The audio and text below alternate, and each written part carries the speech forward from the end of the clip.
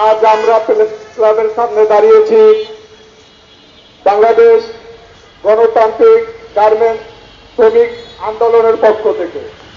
আমার সাথে আর উপস্থিত আছে এখানে নারায়ণগঞ্জ জেলার এবং কেন্দ্রীয় কমিটির অনেক নেতাকর্মী। সংগ্রামী সাথী ও বন্ধুরা, আপনারা জানেন আজ কতগুলি বছর কেটে যাওয়ার পরও আমাদের শ্রমিকদের কিভাবে আজকে রাস্তায় দাঁড়াতে হয়।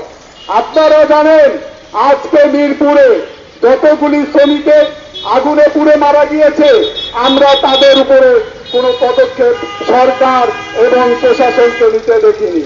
আমরা দেখিনি আমাদের শ্রমিকদের পাশে কোনো প্রশাসন এবং কোনো লোকজনকে দাঁড়াতে। আমরা কেন আজও রাস্তায় দাঁড়াবো? কিসের জন্য রাস্তায় দাঁড়াবো? আমাদেরও তো অধিকার আছে।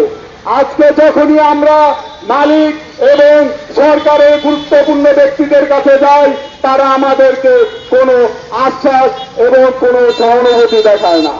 আমরা চাই আমরা সুন্দর সুস্থভাবে যেভাবে কাজ করি আমরা ঠিক সেইভাবে যেন বেতন বোনাস ভাতা পাই, কিন্তু আমাদেরকে দিয়ে 8 ঘন্টার পরিবর্তে 18 ঘন্টা 24 ঘন্টা আমাদের পাশে দাঁড়ান, আমাদের ভালো মন্দ আপনারা দেখেন।